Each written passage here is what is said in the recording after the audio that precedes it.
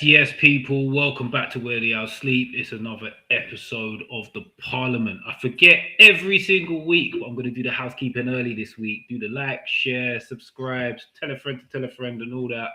And also over the next few days, keep your eye out for Fly on the Wall Perspective coming out from Saturday. Me and Samir went on the show. Big up B-Yak who had us on. They're going to be releasing either tomorrow or Wednesday, so keep your eye out for that. But to the show, how is everybody? We'll start from the bottom and work our way up. Johnny Nords, how are you, mate?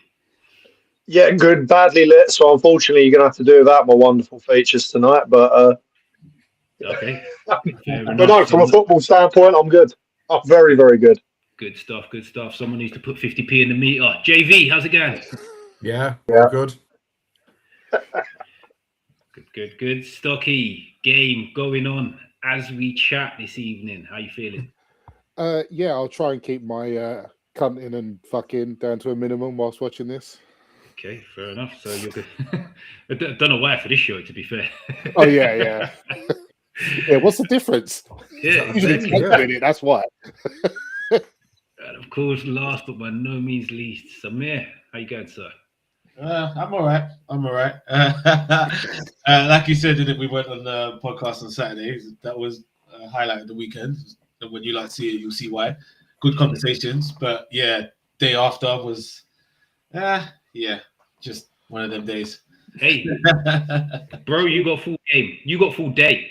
Like, we finished the pod and Newcastle had literally just 90 minutes. That was it. Yeah. We was watching the first half, innit? Yeah. Watching the positive vibes that brought on just got crushed instantly. So I wasn't even home when the game was over, and I was just distraught all over again. So no joy for me. Yeah.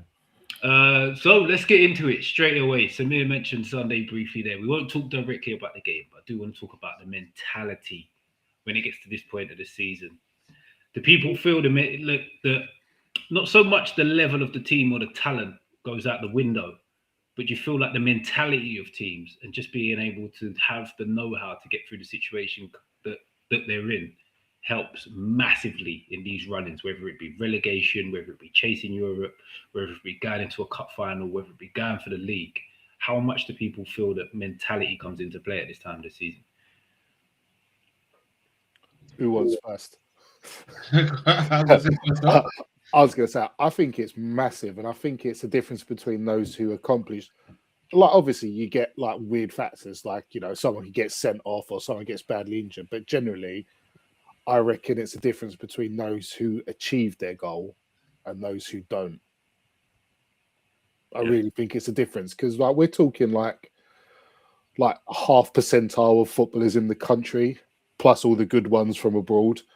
Like, there's not that much difference technical wise for the most part. So it's really down to what you've got upstairs, I think. Yeah, no. Fair play. Before someone else goes, the word percentile, Yeah. I feel really dumb because the first time I've heard this was about 3 or 4 years ago, and now it's everywhere. Has this always been a thing that people use just in everyday life, or am I dumb? Americans do. Yeah, I wouldn't say every day, mate, but it's not often you get to mention it whilst talking about football. No, sorry, I just seem to hear it like a good few times a week now, where I went 36 years without ever hearing the word. Yeah. Madness. I'm not surprised, mate. You do a lot of office speak now, so you should be used to it. Yeah, I'm doing quite well at that these days. But anyway, back to the topic. Who wants to run with their next sports edit? Do you agree with Stocks? Oh no, 100%. 100% agree with Stocks. I don't know. I think it's just certain clubs, and obviously, like we look at us when we get to this time of the year, and this is before this is before Arteta. So I don't know if it's down to the players or the club itself.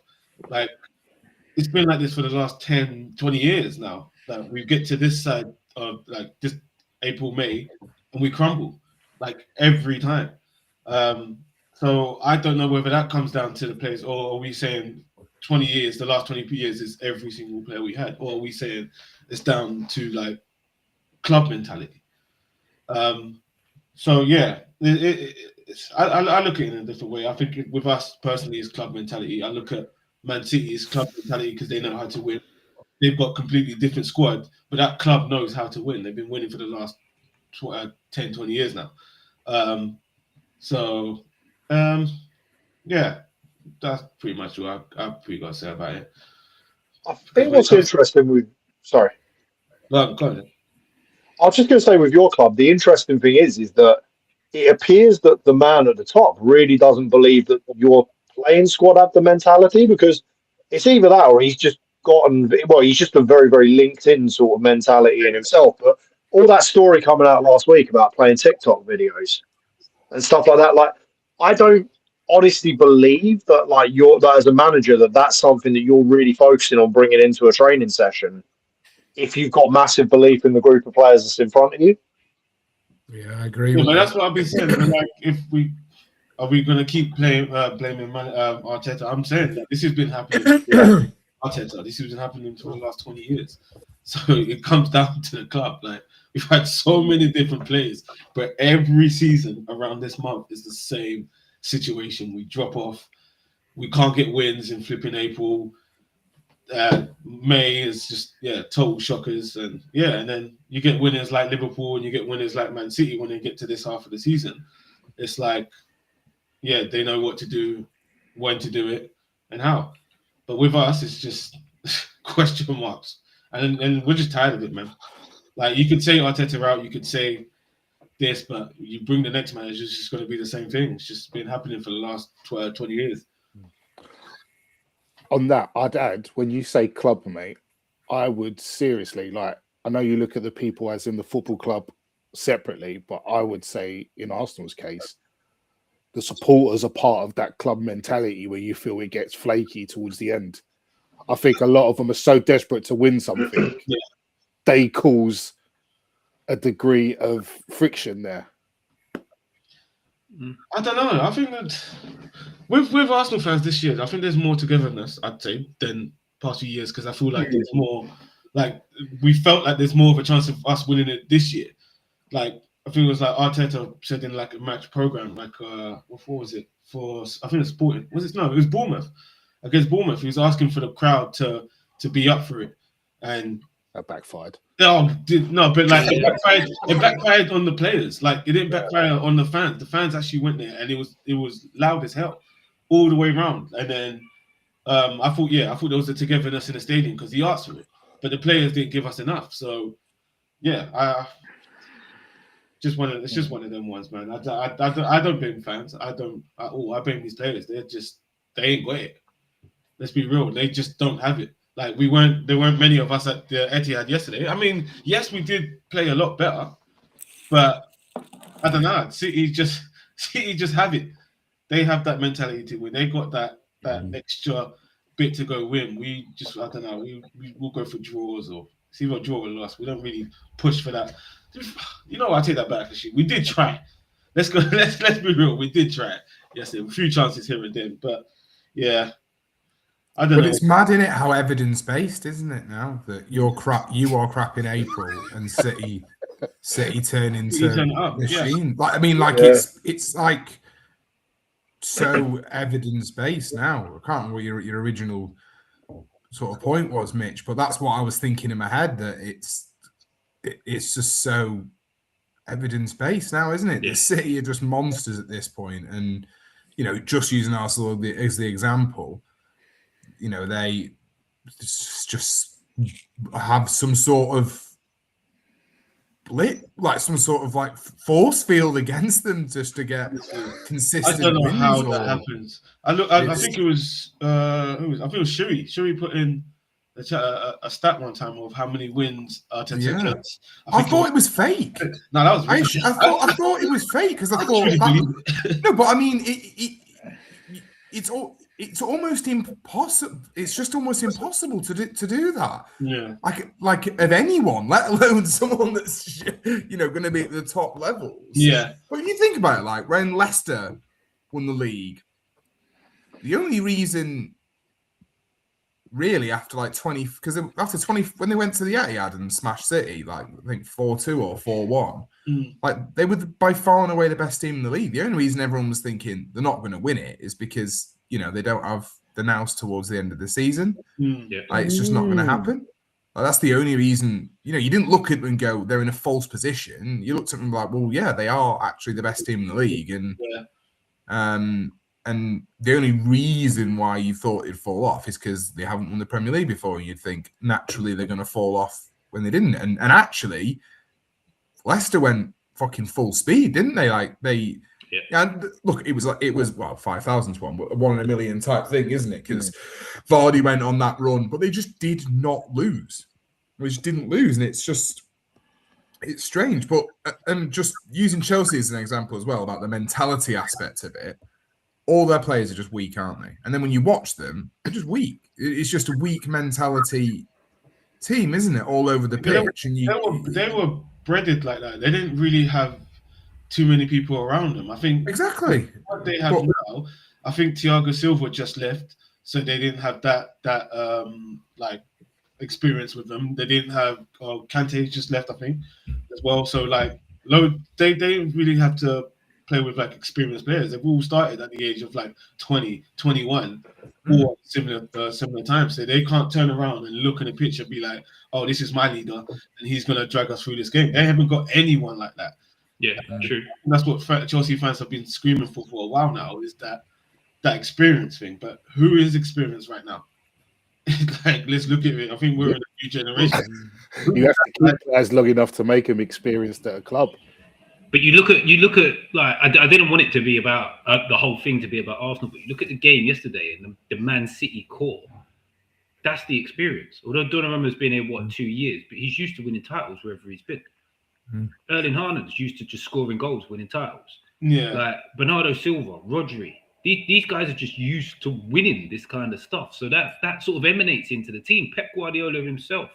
Used to winning. There'll be other guys in the dressing room. They brought Nathan Ake on for like his 250th appearance or something like that. Really? These guys are like inbred in winning. That's just what they do. Well, but that's the thing, isn't it? Like you said, they've got Pep, who's been in this game for a very long time. Like, who's Chelsea could go out and get now and be like taken back to where they are? Like, who's experienced out there? Like, all these managers are gone now. Like, but it's not managers, players-wise. They don't have to be like top level. They don't have to be on the pitch every week in, week out. They just need to have the right support cast around them for them to guide the others just how to get there. There's arguably an even better example, and it pains me to say it here, is Carrick. What is Carrick's mentality going to be around seasons and titles and getting over the line? I mean, getting over the line for United was quite clearly getting in the top four, wasn't it? It's just a fact. That was the getting over the line. He's pretty comfortably fucking third. I'm not by any means saying they play the best football or they've deserved every point they've got, but ultimately that's the mentality aspect of it, where he's gone, right, I'm going to roll my sleeves up now. We need to get top four. Partly because if we don't, I probably won't have a chance at the job, but also because that's what the club needs. Get top four. Yeah, but that's also very much the point, though, because it's not about performances at this point of the season. No, it's not. No. Who gives a fuck if you've won 6-1 on XG, you've lost 1-0? Go and win the game of football. That's all it's about at this point of the season. And it works at the other end too. Yeah. It works at the other end too. So, like, obviously, Tottenham been questioned a lot. Then I look at the West Ham side. You got players like Souček, Mavropanos, not the greatest footballers in the world, but they're switched on and they'd have a mentality of, all right, we've got ourselves into this. Let's get ourselves out. Where, like, some players would just be looking at the floor, wouldn't they? Big up, Shuey. Experience worth choose. Nah, that's a good point, though, Sherry. That's the thing, isn't it? People just have that like you said, just click, just turn it on. And I look around, like back to Arsenal again. I just look around. I just don't think anyone's got that right now. No one's playing like Mavropanos. Like he is absolutely gold right now. Like he's defending, he's fighting for every point. And I look around us. I really don't see it. I just see nerves, and you can't be nervous around this time of the season. You can't be. You don't see any nerves are natural though. Nerves are natural. Yeah, you have to deal with it. Like, it's not trying to like when you're in a running and you've got 6 weeks left of the season. The main thing is just to keep everything exactly the same. Don't try and do wild out of the box stuff to get people back on track. You've got to keep it as normal as possible to take the nerves away. And I actually even think that on a basic level, right? Yeah, because say just use Team A as an example. Yeah. Oh, sorry, I couldn't even pick. I could have picked any other letter. Right. Team shooter. No, that's gone. Right. We'll just team. Yeah, our team. Right. So if you're the manager of it, right, and like the exact scenario you just described there, Mitch, towards the end of it, yeah, you're in the running aspect of it. I'd be thinking there, me, and going, would I rather we fail, not changing any, so sticking to what we believe in, so that next season I've got yet another opportunity to go, this is what we need to tweak, or should I change it now? Like, you'd be crazy to do the latter. You'd be crazy to say, I think now's the time to change it. 100%. Because you just keep going, plod along with it, because that's how you get yourself out of situations where if you don't fuck about, you don't change anything. I'm not saying don't change anything, I'm saying, but like stick to what you've been doing, stick to the game plan, because sometimes in a game, muscle memory will kick in the 81st minute and you win that one. You win it 1-0 because everyone's so used to doing it. And as I say, if it doesn't work, then you can tweak something else at the end of the season. And I just think I think it's almost a human sign of someone panicking. And I think it's actually kind of hard to argue against some of the stupid stuff some teams have been doing, where you just think, at least fucking fake it. Fake that hide the nerves. You know what I mean? It's funny because I've got like a point that kind of like agrees with that, but then like a devil's advocate as well. Like if you think back to Pep, like in the earlier days at City, what was he always accused of in the latter stages of the Champions League? Overthinking it. Yeah. Right. Like whether it was like, we'll try Bernardo Silva as a false nine or something against like Real Madrid. But he could do that though. You could have picked on anyone but him. Yeah. And it was like for all the plaudits we've given City about knowing to get over the line, sometimes part of that is because they actually Pep's had plenty of moments where he hasn't necessarily covered himself in glory in those scenarios. Maybe it may not get mentioned as much, but then now get your cameras ready for this one, because this is going to be a collector's item. But an example of someone actually realising they were shit in the bed and changing it, 2 years ago, Russell Martin, when he was at Saints, in that we were nailed on for fourth anyway, because basically the top four had cut themselves away from everybody. So we were guaranteed in the playoffs. But for like the third or fourth time in that season, we shipped 5 goals away at Leicester. I seem to remember getting the old Hawaii 5-0 theme tune from Stocky within sort of minutes of the final whistle. Actually, sorry, scrap that, seconds. But as well as Shaw and many others. But what ended up happening after that was the last few games of the main season, Russell Martin suddenly gave up all of his principles, went completely defensive, and then throughout the playoffs, that's what got us over the line. And we were lucky. And in that playoff final, we were lucky to beat Leeds, have it been known. But then as soon as he got himself, once he got us to the Prem, he got himself in the shop window that he wanted, went back to trying to play his style, and I think we all know how that ended up. But I just thought it's an interesting point about someone at that stage in the season that I can think of that went, actually, I'm going to abandon everything and go the complete opposite way. Yeah, but you had the luxury of the gamble position. You were in a position to gamble then. You arguably had to gamble. Yeah. In the actual playoffs themselves, though, it's quite a move because it's like, true. Yeah, I suppose. Yeah, but how many games before the playoffs did he change it? Did he add a period of games? Like 2 at most. It wasn't a major stretch. In fact, it may have even just been at Leeds on the final day of the normal season. But so he had 2 games against Leeds, 2 against West Brom. Football. Yeah, the playoffs is like a cup competition. It's not normally the best. It's not always the best team that win it. It's normally the team that concedes the least goals. Thanks for reminding me of that as I stared at the ball. And Russell Martin. Is the world just fucking... It's completely flipped on its head. But then on the flip side of that, if you go against everything you've been telling the players for 6 months of the season and flip everything on his head, and still it doesn't work, even reverting back to your normal plan, the players are going to be, this guy doesn't even believe it himself. Exactly. And that's what is, And then that's where you could be on the other side of the players just don't believe in it anymore.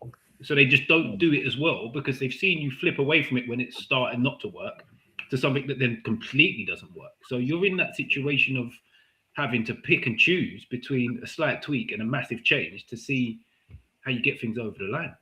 What's Nuno changed in terms of making you better? Funny enough, he's gone. We look more organised at the back. Yeah, and to match the topic, I think we look better mentally. They're more resolute. They play together more, and partly we've got better through subtraction. So we got rid of Paqueta, didn't we? But arguably, you could say that improved the mentality of the squad. Yeah, fair point. He sent death threats to Ward-Prowse as well, which he normally does when he gets into a club. So the other thing I would say that he's done for you that I don't think gets mentioned enough is the 2 frontmen. Yeah. It's the old school of we defend from front to back. It's not we defend as a 6 or defend as a 5. We defend from front to back. The frontmen do their work to stop the ball getting through their lines as much as humanly possible. And even you've said it, they don't really look like goal scorers, but they work their nuts off. Yeah, they do. To do everything they can for their team. And again, although you wouldn't say like it's a mentality that you put through the squad, and I don't know, maybe you just need to get a number of like-minded individuals. Yeah. And you got to be lucky, ain't you? But also, as a club, that's where you do your due diligence when signing players. Has he got it in him? Like, he could be the talent, like Paqueta again is another example. Amazingly talented player. Is he really going to have it out in the trenches next year? Probably not. No, probably not. No. It's a risk you take. Yeah, it's massively so. Creating the right environment is very, very key. Oh, that's big. Yeah. Big, which is what I think West Ham have got out of it, because you still got a few in, or are getting out of it, is what I'm going to say actually. Because you still got a few in there that are more than happy to graft and smash and tackle and do all of that stuff and shout at someone when they're doing something wrong. Where you look at some other teams that are in similar situations, you're like, yeah, no one in this team knows what they're meant to be doing right now. Well, I was actually going to raise Leeds as the example on this, because when they were sort of rumouring that they were going to get rid of that Daniel Farke, they basically came out and echoed what he said in that we've really not been that bad. Like we'll hit a run because we haven't been that bad. Like a bit of a false position. And then they did they then hit that run, didn't they? Not from doing anything, from categorically not doing anything outrageous. Yeah. Just by sticking to what it was. And also don't forget, we're talking about something that's, football is the definition of short-termism, isn't it? So I was about to tell you a stat. And so when Bolton lost in the playoff final, so the year before last, 23%. So it might have changed from last year, but 23% of teams that lose the playoff final do not get promoted the next year. So you would think that would be significantly higher on the basis that they're clearly a decent team. They've got to the playoff final, but it's essentially just because it fucks you. It messes up your whole team mentality. It probably messes up the board in the sense that they say, we need to shake it up for next year. They might get rid of a manager, and then you start again. Because when I saw the stat, my dad said to me, how many do you reckon it is? And I was like, 1 in 2. 50%, I imagine, get promoted the next year. And he was like, no, it's 23%. So wait, is it 23% get promoted the following year, or yeah? So only 1 in 5 teams. Oh, wow. The next playoff as well. So so the losing the team that lost the playoff final. Yeah. Only 1 in 5 the next season get promoted. That's mad. I think another factor at that level is like if you look at Orient. Because Orient had loads of loan signings in, and actually it was kind of like win or bust in that sense because they lost a lot of those players as soon as they did like. Yeah, to be fair, Jack's point, I've witnessed that, but with obviously when Jordan was at Millwall, so obviously he lost the playoff final, but they went up and won the playoff. They went back to the playoff and won it the year after. But I did witness that mentality of when they lost the first one, how it just felt draining. It was just so like it was a dark moment in terms of like seeing the footballers afterwards and stuff like that. It just felt like, you know what, fuck football in a sense. But there's no better place to win. There's no worse place to lose. The playoff final, you would take as soon as the whistle goes. You'd rather that than win the fucking league by 20 points. Who cares? You know what? You're right. You know, mate, I would prefer the emotions that go behind. It's different. Yeah, it's massive difference. It's all bottled up into one game. Yeah, whereas if you smash the league by 20 points, it's like, all right, we've done it now. What next? Well, you've won it like 18th of February, haven't you? Really, at that point. I think I would take the 20. You can't. Come on, it depends what it is. If you're like, if you get the same prize. If you're in League One and you win the playoff final, if you're guaranteed to win the playoff final or to smash the league.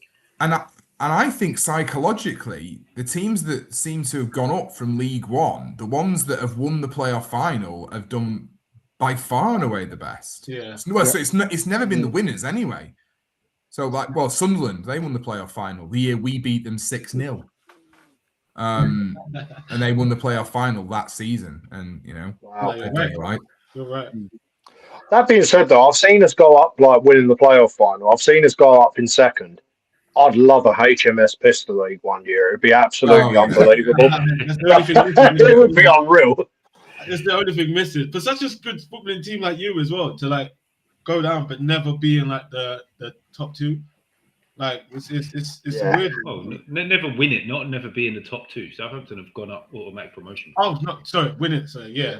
But I'd love to win it by like a distance and just be like done by Easter weekend sort of thing. It'd be great. Part of the joy of being a football fan, though, John, is the memes of like the HMS Pistol League shit being sunk on like 5th of September. It's just like, well, like fuck's sake, I really thought we'd win it. But on mentality, though, I mean, I've said it numerous times on here that Bolton's mentality, our team are weak. But how do you explain, so obviously I sent that stat, I don't know if any of you've seen it, but the top 5 leagues in Europe and all of England, only one team out of that has scored more late goals this season. Bayern Munich, which is a freak because that figure could have said 50 or 100 or the way their season's going. We've scored, second most in Europe. Who was late top? Goals. Who's top? Yeah, who was top? Bayern. Oh, Bayern, yeah. Bayern were on 30. They were already 40 up at the time, though. Yeah. It's only 2 minutes. And we're second. We've got 25 or 26 goals after 75 minutes this season. Yeah. I think we've got 17 goals after 90 minutes this season. That is madness. Like it is actually. Yeah, it is. Like where Jack's been saying they're weak mentally for a very long time. Then you look at a stat like that and you're like, well, the showing signs. Maybe they are on a certain aspect, like physically, when the game gets physical, they can break down a bit. But the mentality just to keep going to the final whistle is there.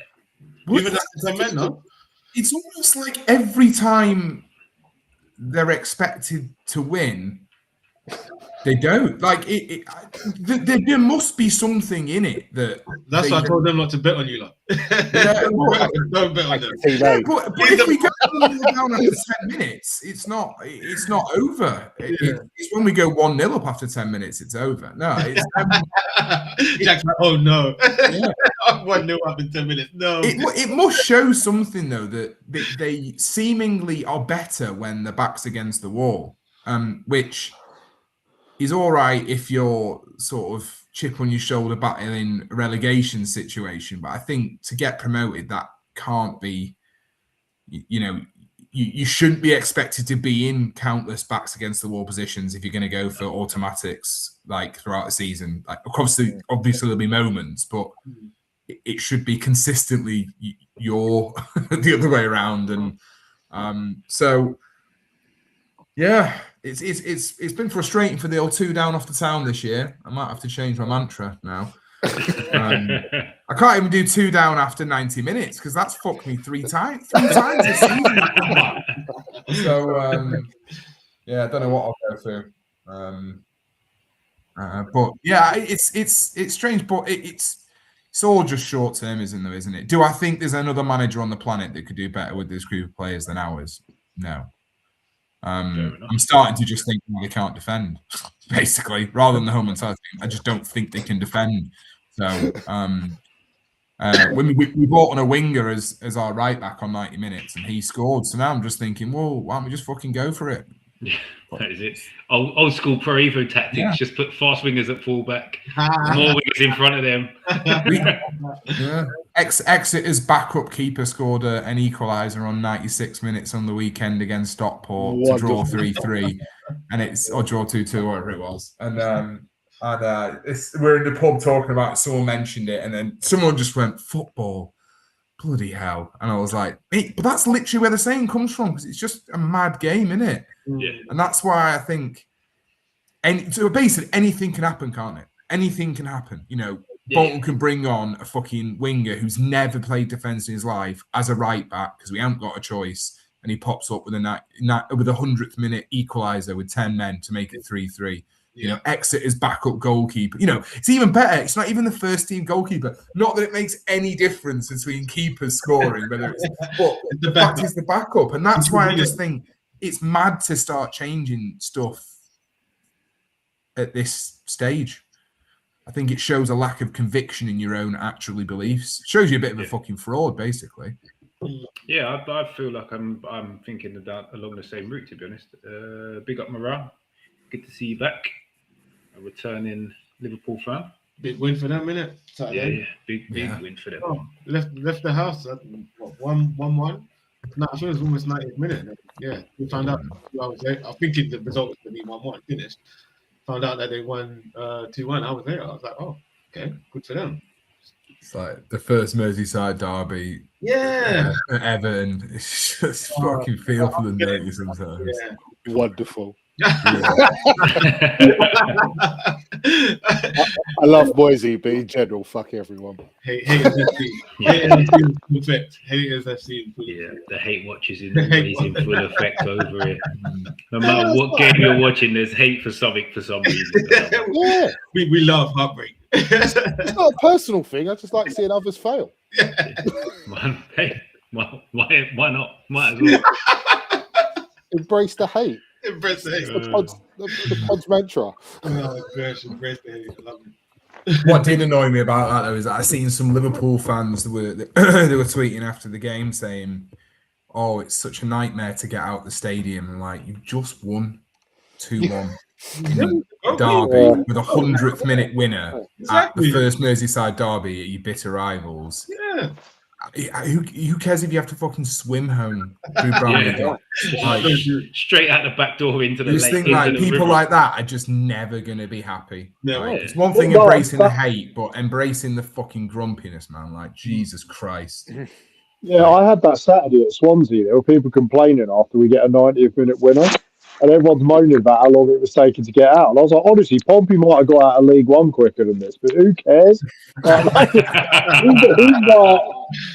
Who's rushing? Like, Enjoy it, man. Yeah. Hey, they was out of packed lunch, John. They needed to top up. Needed more food. Oh, I did take mine again, actually, like for the coach ride. It was a coach ride this time. Oh, nice. Oh, fuck's sake. Oh. What did you do that for? Don't know. Stocky's watching a different game. We had one trying to clear off the line. Have you not seen the overhead kick yet? No, I was watching the screen. Everybody's just behind Stocky's in the future. Right, so yeah, still 0-0.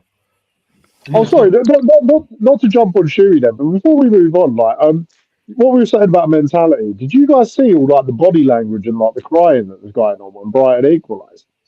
Yeah. Nah, it was I thought that really summarised where Spurs are, though, in terms of mentality. No, I think they played well. Are they? But on the Tottenham thing, I think they're trying to do it the wrong way. They're trying to talent their way out of a dogfight. Like, there's no point to what they're trying to do now. It's like you've got some of the best boxers in the world, and they're just thrown in a bare knuckle fight with people still just trying to use boxing moves to get out. It's like, do what you need to do in the situation to get out, and they're not doing that right now. And I don't think anybody at the club knows how to do that. They've brought in a manager that doesn't know how to do that. None of the players have a clue. Yeah, because they've never been here, though. That's the thing. I think that's the worst thing, that you've never been in this situation. Every week you lose, it just takes a toll. Like, it's just like we've tried everything. Even against Brighton, I thought they played very well. And I thought, they could come out, especially after Xavi Simon's goal. You think they're going to win 2-1. And then, Brighton just come with a flipping sucker punch. And then, it's just like, here we go again. Like, how do you get yourself motivated after week in, week out? You ain't won a game in 2026 in the league. I was on a train, and there was a guy watching it. He was obviously a Spurs fan because he was very invested. He was watching it, and I seen his stream had gone, so he was just waiting for it to buffer and load, and then mine kicked in, and it was just Ruta running off. And it's 2-2. And I was like, oh no. Did you have your one? No. So I was just like, you didn't tell him. and he got obviously because it's last minute. That's why I knew he was invested. And the guy's like, I wouldn't tell him. Yeah, I would have shut up. It's like, you're so much better than me, Jack. I would have disconnected my Bluetooth headphones and slowly turned the volume up. But mine wasn't working. That's what I'm saying. Mine was just stuck as well, but mine had obviously kicked into gear. That's heartbreaking. Yeah. Oh, and he's gone back onto his phone and see that. Oh no, mate. Oh man, that's one of them ones you get so frustrated, you just go into live score and you're like, oh fuck. No, not even watching the goal. Let's just forget it. It's done. It's got to be full time by now, surely. Yeah. Let me just check on live score. There were seconds left. We'll be all right. Oh, fuck off. Yeah. Babe, I'm gonna get a Chinese. Wait. Oh, sorry. Yeah. I'll pick up something from the shop. That was me Sunday morning. I checked my bets from Saturday and looked and was like, that was the only game that let me down in a 4-game both teams score and away wins as well. Fuck Brad. Also, just on what you said on the flip side of the Spurs thing. Well, on the flip side of the Spurs thing, Mitch, that you've just said, in the sense of Spurs are trying to get out of it from the talent side of it, but arguably, would you trust them to go into a battle? So, would you really want them to start going toe to toe with teams? Yeah, but you just want them to do you don't have to create the fight, but you just have to do all of the basics. Like they did more of them against Brighton. But they were still trying to play their way out a bit. Like in that situation where you lose that goal, that's part of the mentality of trying to play your way out. As done so there, it should be ingrained in your head that you're 2-1 down with seconds to go. Park the bus. Get it up the other end of the pitch. You don't need to take a touch. Even if you slice it out for a throw-in, get it out of the box. It doesn't matter where it goes. Just don't let it be anywhere near the goal line. and they're trying to play their way out. They're trying to be too smart about how they're doing it. Where sometimes it's just backs to the wall defending, and I don't think they understand that's the position they're in. I believe that's what all Leicester fans are saying about Leicester this year. Oh, okay. Same thing. That they've just been trying to, big dick it. I mean, didn't someone think Leicester was going to win the league on this pod? No. Yeah, I believe Samir did. What the hell are you on about? I believe Samir did. I mean, they got points deducted, guys. Come on, that's not fair. They also got. Samir, do you know even with them points back, they're still in the bottom 3? Yeah, but I didn't. That's different. That's different United. unless they're both going down. That's the way to try and shut down an excuse if there ever was one.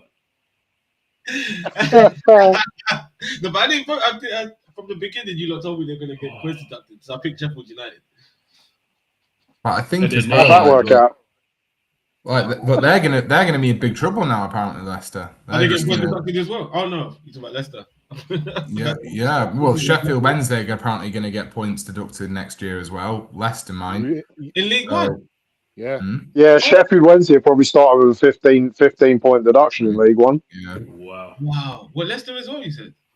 Leicester might get another points deduction. Yeah. Mental. Don't know how many though, but no, but you'd imagine they could still. Why don't they just send them straight to the conference now? It feels like that's what they want to do. Wednesday could go again. At what point are they just punishing people for the sake of it instead of actually trying to?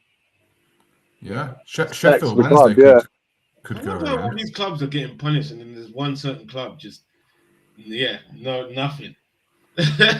Nothing at all. It's quiet for 3 years, by the way. For 3 years. Someone on 115 charges, another one with no sauce at the bar. Yeah. I mean, game's gone. I'm seeing so many points deduction. I'm seeing transfer ban, but someone with how many been done for again? Is it 100? 115. 115. Oh God. probably a Spurs supporters club on the jury, isn't it? Really. 155. It's been running for 3 years. Gosh. Yeah. I don't know. Right. That's what happens when you can afford good lawyers, Samir. No, that's true. I mean, what, got Chelsea? Got Chelsea? Well, Chelsea were going to get a points deduction, weren't they? But because they admitted about the thing they've been done for, they avoided a points deduction. Thank you for admitting that you're cheaters. They punished the fine was 20 million quid, and I think it was meant to be 5 points deducted. And they inverted commas here, obviously. They only got 10 million because they when Blueco took it over, they discovered what had been going on.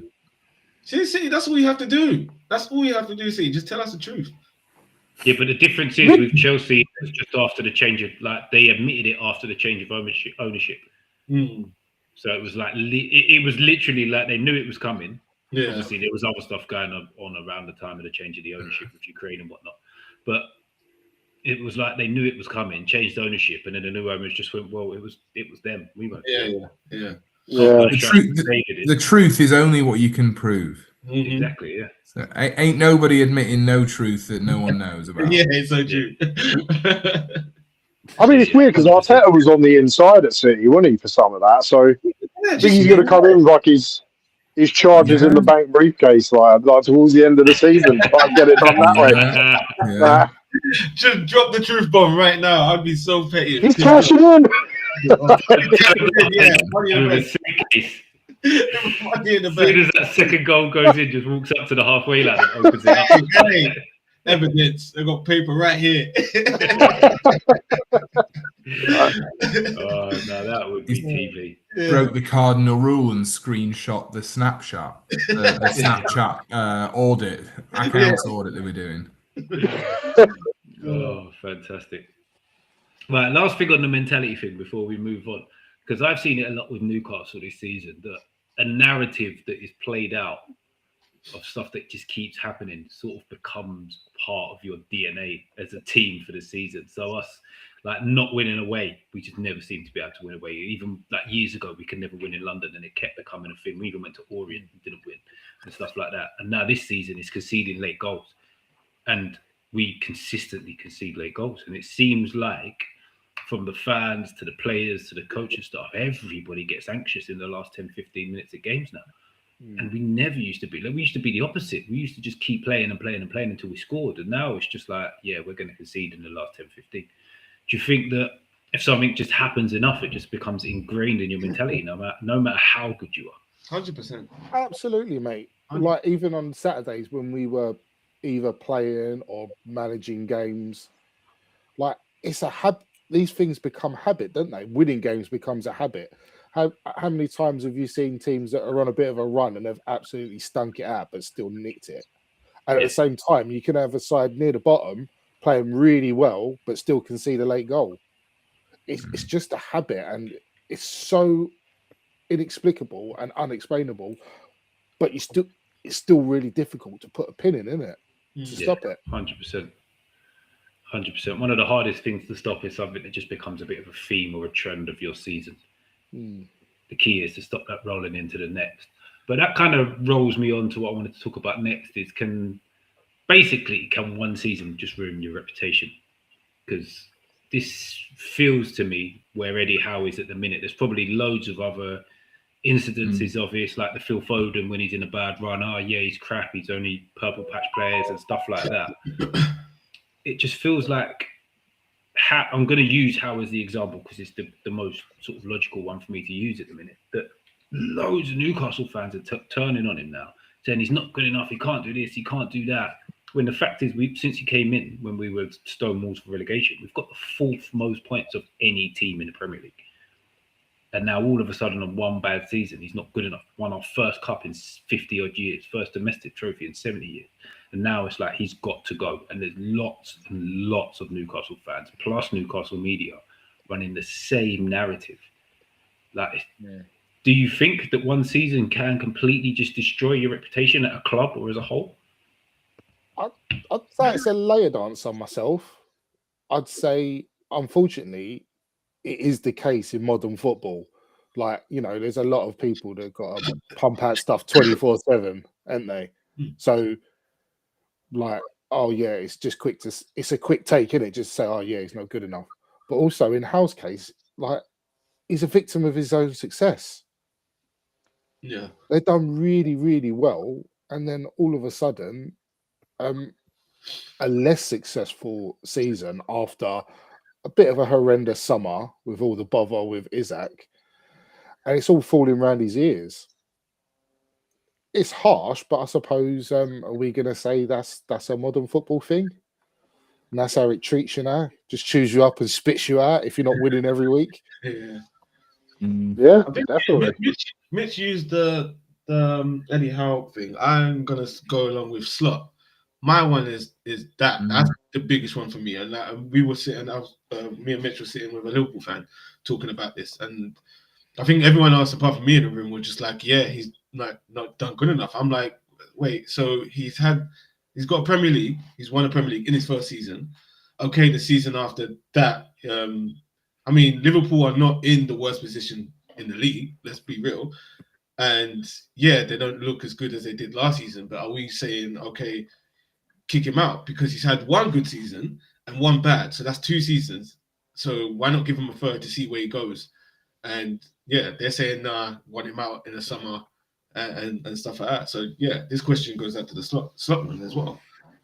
That's it. I think that with Slot, I think some of it is that there's very much a belief, like definitely within people, like with some of us on this pod, where he basically came in, didn't change a great deal, and inherited an incredibly good side at a time when City declined.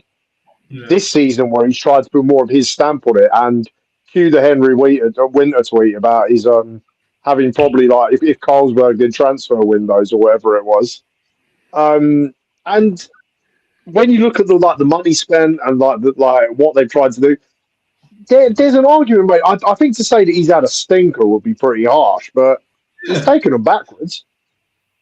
Yeah, in league position wise, I think. Yeah, he probably has. But I think what they got. The performance levels, everything, like it's all gone like. They've not been a great watch all season, have they? Yeah, but I said that about them last season either. I weren't really impressed with them last season either. Yeah, they won a haven't bad been league. great since probably about mid-March last season. They started falling off a cliff a bit. Yeah, but is it? Are they like having the shittest season of their lives, or like?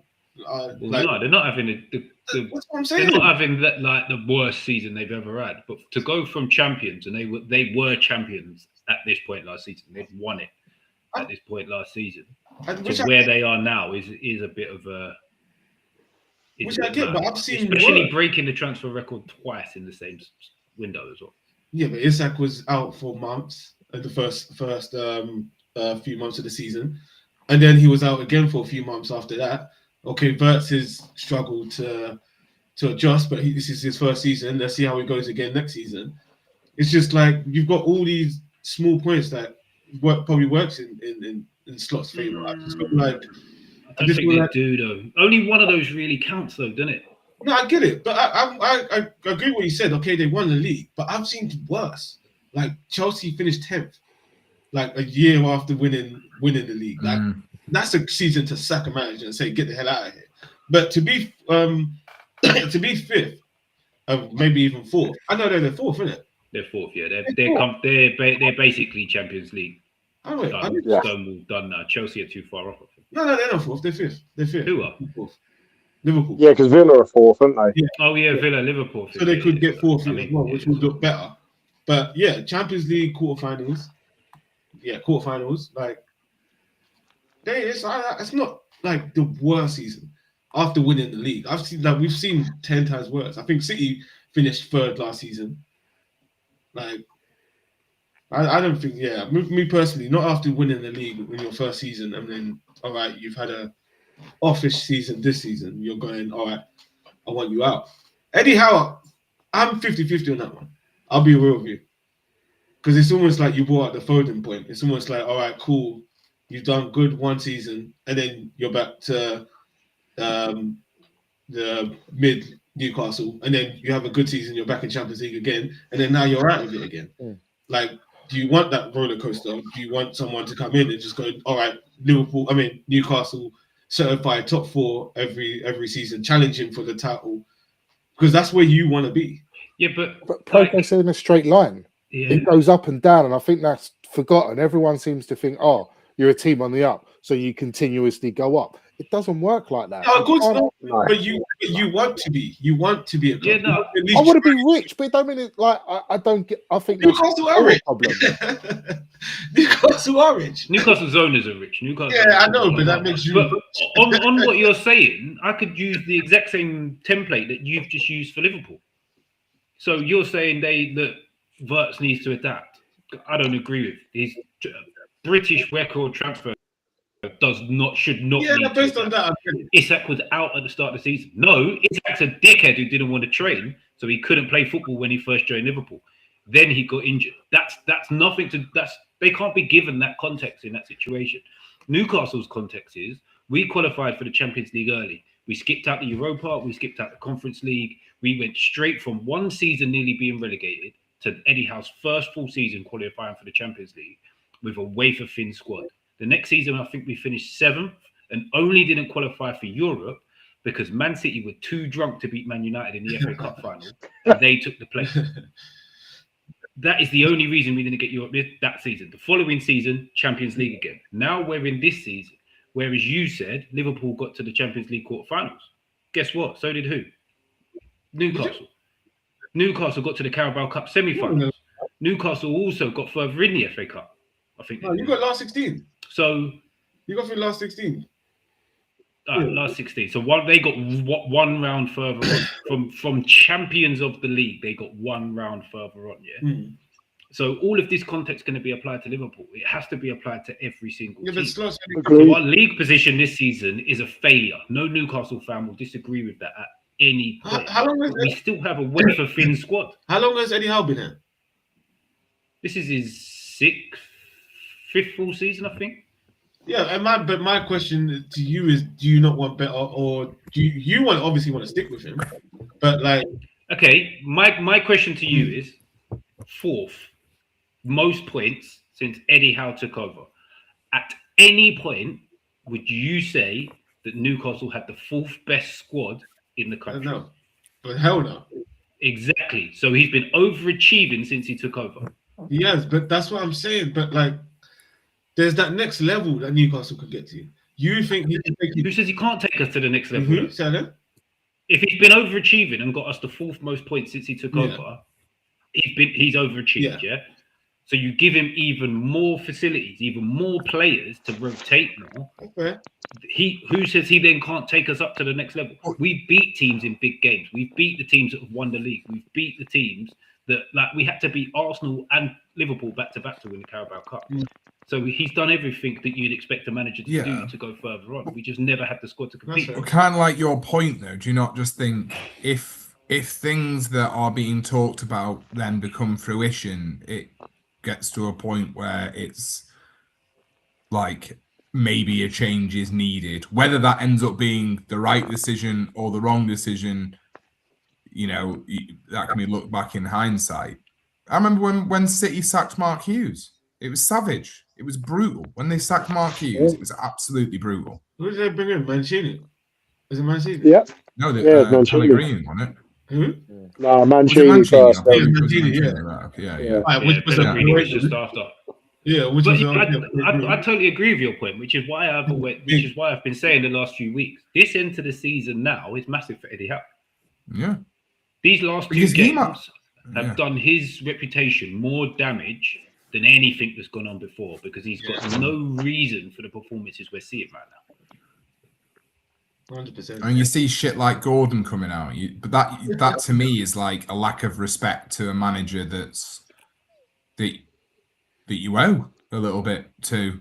100%. And that's when all these little things put together then almost get to a kind of unavoidable situation for someone in charge to go, it might not be the right decision, but if I'm not, very much like I said before, if we're not changing it now, what do I regret? Yeah. You know, everything's there sort of looking at me. So, like, what is the actual financial situation with Newcastle? Like, what can you actually spend dough? Apparently this summer we're in a position we can, without selling. Like, what do you mean by dough? We can spend million? about a couple of £100 million. Between So 200 and 300 million pound is the number that's being tied around. Just to ensure that everyone's fucking aware, that's what you call dough, yeah? Yes. Yeah. Just want to make sure everyone's aware of that. 200 million quid. Bear in mind, we sold a player dough. for £130 million. Oh yeah. That's true. So that's money in the bank. Yeah. So do you not see there that someone could look at that and go, with the way that things have gone this year, is it the right call to entrust someone with 200 million quid? I was just 100%. But also, flip side of that is someone could look at it and go, it's even stupider to do it with someone new. But is it? Yeah. You don't know, do you? But I think Eddie Howe's transfers have not been that bad. Let's be real. Eddie Howe's transfers. Some good players. Eddie Howe's transfers up until this summer has been better than probably most managers you have ever seen in modern day football. Because before this summer, then find me how many fails we've had in the transfer window before this summer, which was a panic summer. Everybody will agree it was a panic summer. Before that, our transfer record has been pretty much impeccable. That's what I'm saying. Is that's like another little. This didn't happen before, but unfortunately, it seemed to have happened in this year. I think the logical or the ideal situation in terms of Howe and Newcastle, that he leaves quite pleasantly to be England manager. It is, yeah. I think it could get to that point. Head held high. Didn't Tuchel sign a new contract though? Doesn't matter. If he fucks up in the World Cup, he's gone. Yeah, but we aren't going to get out of the group. Yeah. But then the weird thing is with the Eddie Howe thing, I think both questions can be answered yes, weirdly enough. So is Eddie Howe the man to take us forward? Yes. But do we need to sack him because of everything that's gone on over the end patch of this season? Because the players might not be playing for him no more. The answers can still also be yes. Because you could just be good enough, but in a position that you can't take the team any further. If you think about what your team was the last game, give or take, ignoring any injuries, what your team could have been the last game of the previous season, yeah, compared to what it could be on the first game of next Premier League season, that team could be massively different, right? Should be, yeah. Could be, in terms of outgoings. Yeah. Well, in terms of just who's in that starting 11, there's rumours about Bruno going. Whether he does or not is irrelevant here, but he could go. Gordon could go. Isak could go. There's sort of 3 undroppable-esque players really from the back end of last year. You can upgrade on Gordon. You can upgrade on him. Bruno's gonna be a tough one. I think that would be brutal. I think everything Bruno brings to the club would be impossible to replace. Impossible. Yeah, you can't replace Bruno. But I think Tonali goes over Bruno. I think it's not even a secret. I think it's quite open that they've been told as a pair only one of you can leave this summer. Well, Tonali's got big rumours about United, hasn't he? Yeah. United get Champions League as well. That's I was going to say with the Champions League qualification, that's the thing. Get that's being talked about as same guy that when he said Sesko was done before United are even rumoured about him, said Tonali's a done deal. So we don't trust him. I don't think that massively transforms Man United. I think Tonali's been fantastic for us. But the technical level of some of his passing is terrible at times. But so when you say so, has he been fantastic? Might have been fantastic in some games. I wouldn't say he's been consistent. This season, not as much. When he was paired with Bruno and at his best, he was an absolute monster in there. Right. So basically, the player to carry you and drive you forward. You need the right system around. Right. Great. See you then. Because they're not weak of Man United's transfer policy over the last 10 years or so. Go on, doesn't really make a lot of sense, but go on, we'll chuck money at it. If they give us 80 to 100 million pound for him, good. Fantastic. Thank you very much. We'll take it. If that ever happened for that much money, wow. Why would we not get 80 million? I know. I mean, on your behalf, I get it, but for United, if we get that, then fine. I've got no qualms about Tonali or Gordon leaving. So that's what I'm saying is there could be a massive rebuilding opportunity at the club. You could be talking about spending £250 million then. If you wrap all these things together, you almost borderline might have to be spending those figures, which is a significant amount of money, isn't it? I mean, obviously, but do you entrust someone that seems to be on the down? Your point of does one season change the thing? Well, once you start looking at £250 million, new rebuild next phase, then yeah. But the other argument is, could you name 5 people that are 5 managers that are gettable now that you would go? I think all 5 of them would walk in the building, and I'd feel more confident with than how. And I know that you obviously you're saying positive things about him, but are the 5 managers right now? Could you get Emery? No. I actually don't think Emery's that. I don't think there's much between them. Genuinely don't. Yeah, but what I'm saying is, you couldn't get him though. It's very, very unlikely. So I mean, so who are you going to get? Yeah. Well, the most noise is obviously because Iraola said that he's leaving Bournemouth. That's the biggest noise, which I find fucking hilarious because Newcastle fans are all over it, but they whinge every time we sign a Bournemouth player. Let's just go and get him manager instead. Why not? Because he will go on and sign some Bournemouth. At least make it make sense. But he plays the exact same style of football that Eddie Howe does, pretty much. It's high press, high energy. So if we give him a tiny squad and he has to play midweek and the weekend, we're going to be in the same position that we're fucked by. Football's hard. I like Glasner, but I just don't think he's. I can't see him being the guy. And I hate his fucking system as well. I hate that system that he plays. I don't like it whatsoever. I did not hear that word. Who are we talking about? Oliver Glasner. Oh, yeah. No. If I got to choose personally, and I know this is very pie in the sky because he owns part of the club, the one I'd want is Cesc Fabregas. I fucking love the way Como played football. But why would you get that? Why would he leave Como? God knows. That's why I said it was pie. He in the could sky. never That leave. would be the one I'd make a massive play. Well, because aren't they guaranteed Champions League now? Pretty much, yeah, I think so. What?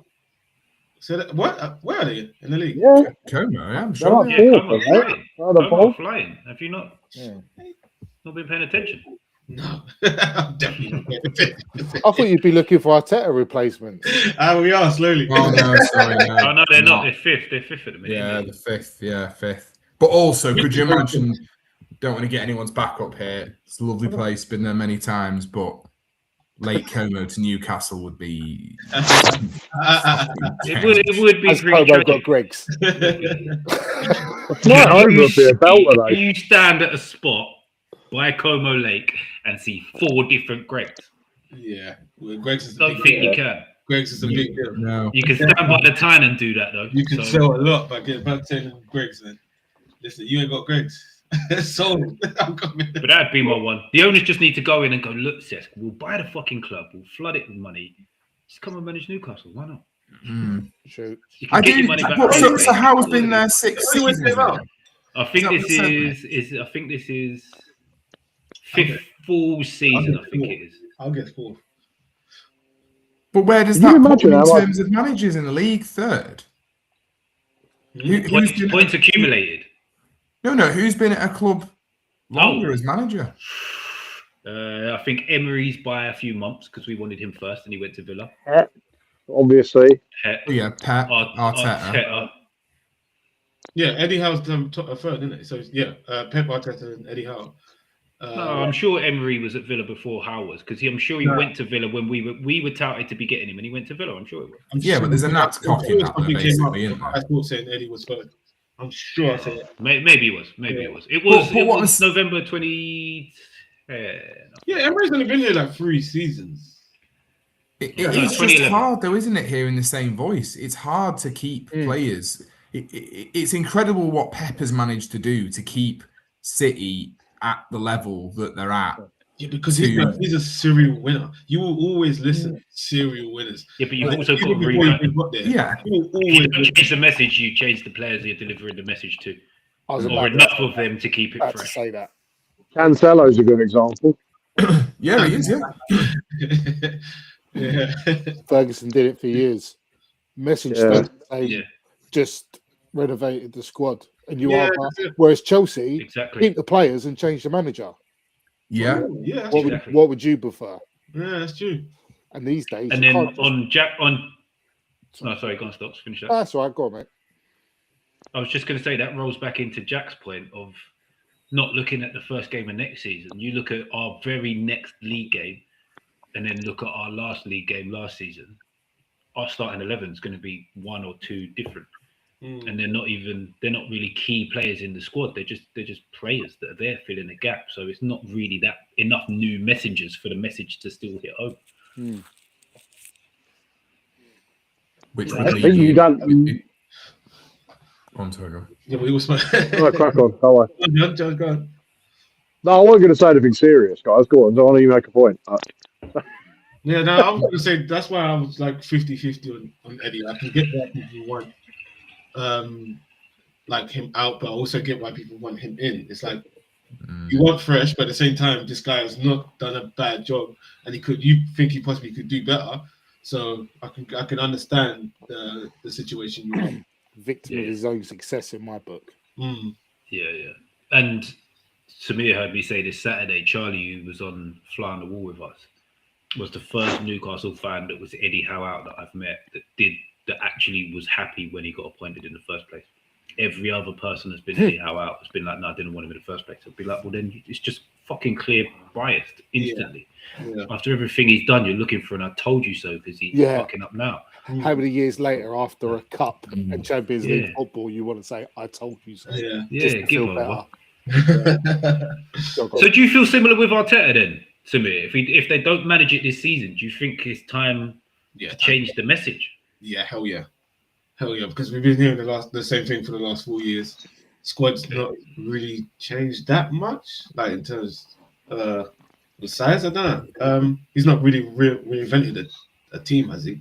But yeah, it's just I think if he doesn't win anything this season, that's it, man. We definitely need something new. But we're in the same spot of who else? Like I can't see us dragging Cesc Fabregas away, even though he loves the club, but he owns this club. The guy can never leave that club. Does Cesc Fabregas love Arsenal? Yeah, he does. He says it all the time. He says he wants to manage us one day. Okay. Yeah. I was just checking because he did come back and go to your arch rival. Yeah, but he wanted to come Arsenal. We said no. So Chelsea offered him money. Of course you're gonna go there. Like I hate. You know what? I actually don't want Cesc Fabregas anymore. I've just decided because that's such a little bitch thing to do. Like. Oh, what, to go to Chelsea? To go back to Arsenal, they said no, so he went to Chelsea. Now he's like, oh, it's still Arsenal. No, they got offered. I still want to manage them. I'd be like, no. Well, can we just say that Eddie Howe resigned from Burnley because he was homesick? So, I mean, that's not a guy you want to go into battle with, is it? What? He was homesick. Yeah, but come on. Was it him or was it Jason that was homesick? I was going to say. Yeah, Jason Tingle couldn't find some good enough sunbed shot. That was my point in the first place. That apply for the job though. But like to me, it was like Newcastle just having trouble getting rid of Howe because I don't think there's a herd of wild horses getting Tyndall out of the big market. You know what I mean? That's not happening in a million years. He's staying. He's going to be the new manager. No. He's spreading Eddie out, isn't he? He's got the hashtags going. Yeah. But I think the whole point about I mean, I've never really. When it's football 501 managers, I'm screwed because I just don't care about managers. But there's no leading candidates. I mean, even like Glasner, but his star fell for a bit, didn't they? Went like 10 without a win, didn't they? At one point, Palace, but then it's not looking good. Yeah, I think if you're Newcastle, if you continue anywhere close to this sort of run of form towards the end of the season, I think you have to change. I think you have to make the tough decision yourself, and I think they'd have to say we need to make the change. No, fair enough. I don't know if it's lazy journalism, but I always get like Mourinho seems to be getting flown about again in terms of Newcastle. No, we don't want that. I've seen before. You know, Benfica could go undefeated. Sorry, and finish third. Benfica could go undefeated and finish third. They've not lost a game and they're 7 points behind top. Wait, what? See, this rolls into my point that Invincibles is fucking pointless. No, don't you dare do that. Don't you dare do that. I really hope. In fact, I hope they draw the last however many games and finish 5th. Fuck the Invincibles, man. Wasn't they losing yesterday to Sporting? I don't know what the final result was. We need to see that. They might have lost yesterday. No, they won in the last minute. See? I've got to check how many games left. This is it. See, I don't even pay attention to Portugal. And we're going to keep an eye on that league now. I think it's 34-game league as well, Portugal. Yeah, they've got less teams in the top division. No, this is... when Jack said earlier that Bolton is second over the top 5 leagues in Europe. See, Portugal's not even included in that stat. No one cares. I can't even remember what I was going to go on to now. On the subject of being invincible and drawing, Bolton have got 17 draws this year. That is horrible. 17 draws. That is horrible. We need to know what the record is because that is horrible. And you're third though. That's not even. That's good. It's crazy, isn't it? What the hell? 17 draws is crazy. Yeah, guys, I just want to point out that Fox is very. For fuck's sake, I think they might already have the record. They've got 4 games left. Lucky on us. But 4 games left to go invincible and not win the league. Oh, that's horrible.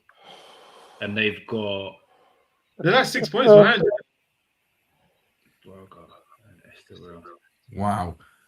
The most draws recorded by a team in a single EFL season is 23.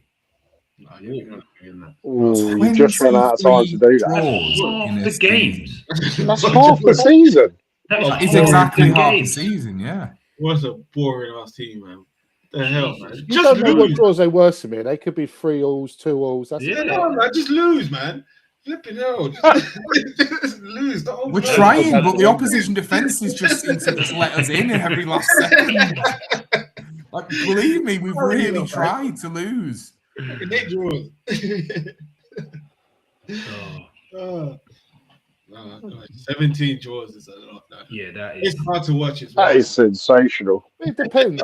You could have somewhere where you're losing and then you've come back to draw and then it's all rosy, isn't it? Yeah, I suppose. Just lose. But you were losing in the first place, so that's kind of our fucking problem. Well, it fucks you up because you're already out. Yeah. You're already gone. Yeah.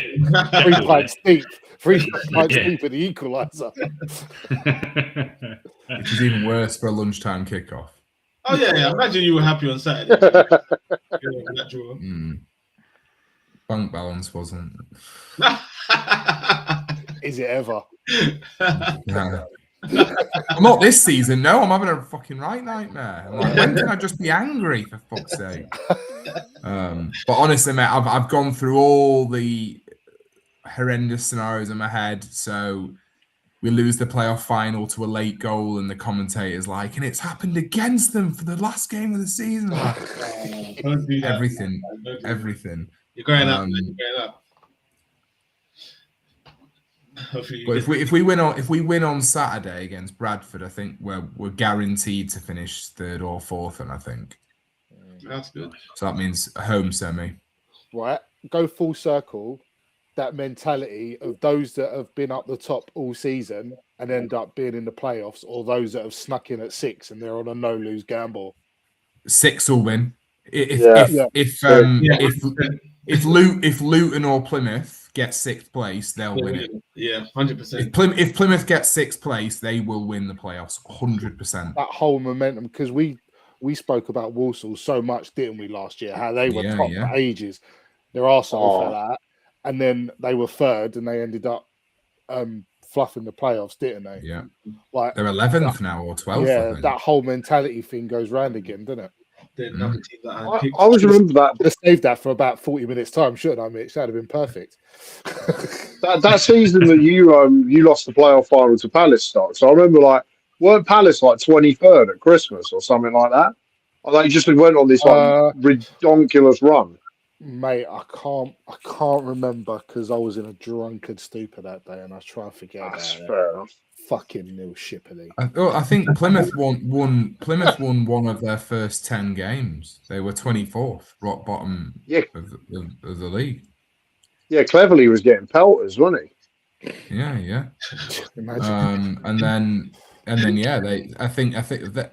Do you know what's another mad stat as well? Right, this is another thing I saw. In League One, right? So in League One, I don't know. I keep meaning to look if it's like this in other divisions, right? So in League One, top goal scorers in League One, yeah? So Ballard top for Leyton Orient, done fuck all this season. Yeah.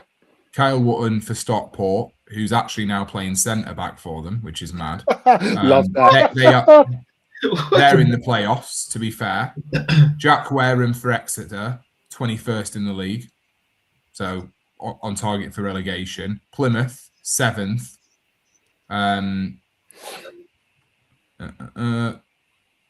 5th highest top goal scorer, Reading, 9th in the league. 6th highest goaler, Blackpool, 20th. 7th, Barnsley, who are 10th. 8th, Taylor, Wigan, 16th. 9th, Peterborough. So in the top 10 goal scorers, only one team is in the top 6. That's insane. It's defensive leagues. And he's playing as centre back now. No, that is the weirdest thing I've ever heard in my life. But then this is why it's strange, yeah. So then Championship, I don't even know who that fucking is. Guy for Swansea, so they're not in the top six. Robotnik or something like that. Yeah, second Coventry player, third Ipswich player, fourth Hull player, fifth Hull player. That's pretty impressive. Sixth Wrexham, seventh Coventry. Your boy Azaz from Southampton. So these are all those players in there are actually, in around the top six. Yeah. But then in League One, it just doesn't fucking matter. If you've got someone that scores you 20 goals, it doesn't mean you fucking get promoted. It means you might be looking to stay up. Yeah. That is weird, man. 20 goals wins you leagues in other leagues. We're talking about for sure it does, yeah. In League One, it keeps you up. Yeah. At best. You still need your reserve goalie to pop up with an equaliser now and again. He's contributed. Oh, that's crazy. Oh man. Yeah, nothing better than seeing a goalkeeper score. No. In football. Well, if it's for you. Yeah. No, I've never seen that. Always a neutral. Yeah. Has to be from a corner though. It can't be one of them shit ones like Paul Robinson just smashing one, getting caught by the wind. Yeah. Well, imagine Mitch, I'm sure you're a true team player in that, but Stockport's Kyle Wootton, he's on 19 goals, Top's on 22, and Stockport have no defenders, but they've just had like a massive injury crisis. Like they've recalled a player that was a centre-back that was on loan at Aldershot just so that he could be on the bench. Like they're not even starting him. And Kyle Wootton is playing centre-back. So their striker is playing centre-back.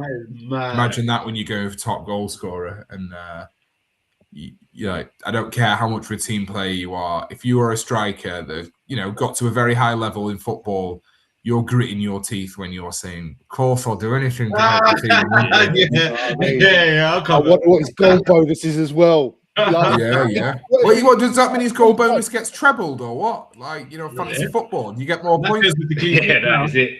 You want to at least add a couple of more thousand onto that goal bonus from centre back. I'll tell you what though, like 25, like you get 100 grand for 25 goals in a season. You'd be pissed. Hey, more to the fucking point, mate. Clean sheets now. Yeah, more to the point. Yeah, he wouldn't have got clean sheet bonuses written into his contract, would he? Yeah. They gotta flip it. No wonder he's letting fucking Exeter's reserve goalie score past him. Oggies can. Yeah. Do you know what the weird thing is? Stocky will agree with this. That's the type of shit that could have happened to me. Yeah, I'd probably put you in it as well. That was it, yeah. End up in fucking goal for the last 10 games. Yeah. Mitch, our keeper got his arm broken in a friendly. You go and goal for one, and he just ended up being good, so we left him in there. Yeah. Mate, yeah, no. Very long time. Piss, we would have won that league if I ever see that geezer that broke Paul's arm. Still would, mate. Could you possibly get Stockport after hearing all that, like with their centre backs being out? Like, could you get him in the playoffs? Yeah. Oh, I love that. I like seeing hearing people. Stockport's 5 games. They play 24th, 23rd, 22nd, 20th, and 19th in the league. Is that who they've got left? Yeah, they play 3 teams that are relegated. Fucking hell. Do you know what? Man. That guy that's playing centre back is actually fuming. Well, yeah, he is. But also, it's a bit of a masterstroke from the manager, though, isn't it? Because he's obviously got something about him to play centre back, and he's obviously thinking, let's ease you in because we fucking need you to be on top form in the playoffs. Yeah. He used to be a centre back. Fucking hell, class. He's in the Dion Dublin zone. Big boobs. Right, what have we got left? We've got about half. You know what? Let's do some predictions. As we're getting in to the business end of the season, let's see what we can get. This game week is mental, by the way, because obviously it's an FA Cup week. So Man City's game against Burnley has been moved forward, I believe. Yeah, it's on Wednesday. This isn't actually the game in hand, people. No. This is it just is for a few days, but it's not actually the game in hand. Yeah. So I thought it was, and I was like, oh damn, we're playing on Saturday. Can I say one thing on the title race now?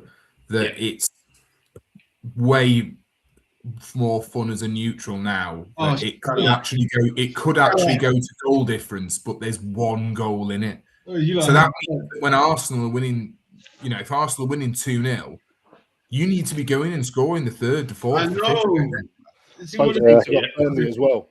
You saw what happened with United. Yeah, no, Burnley. Yeah, they must be like, Man City going to Burnley where they normally win by 5. Comfortably, We're talking about goal difference now, and then they've gone to flipping face Burnley. This is Haaland gets a double hat trick, and Arteta's grinded out his 1-0 from a corner. Yeah. then again, but if I'm Arsenal, 90th minute. I wouldn't be too offended by the fact that City might have to attack and score goals if that's kind of really where you want them to be. Yeah, they're not the safest at the back. I know City face Burnley right now. On the flip side, that's also where Arsenal look most vulnerable because it's not their game to go and score goals.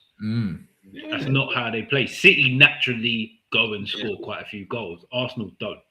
They chase that. We're just like, nah, we'll just try to walk it in sometimes. I'm either way. I'd be if I'm a Burnley fan. I'm taking fucking shade so no one can see my tears. This game. It's about to go off. If Burnley concede early, I would just walk out because I'm like, there's no way I'm watching these cunts score 6 before half time. Jack's changing his rule. 1 down in 5 minutes. Gone. Oh man. I'd rather Man City face Wolves right now than flipping Burnley, man.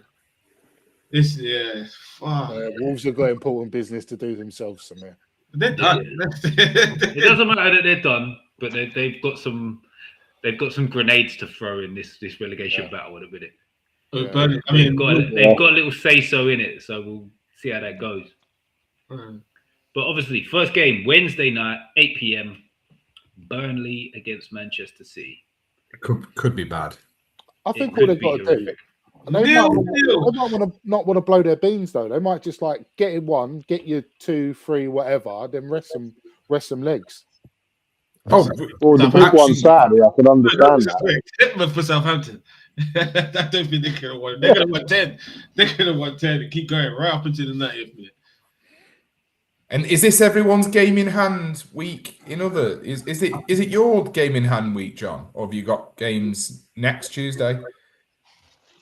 No, our games are a bit splintered now because of Saturday. We were supposed to play Blackburn on Saturday, and that got played last week.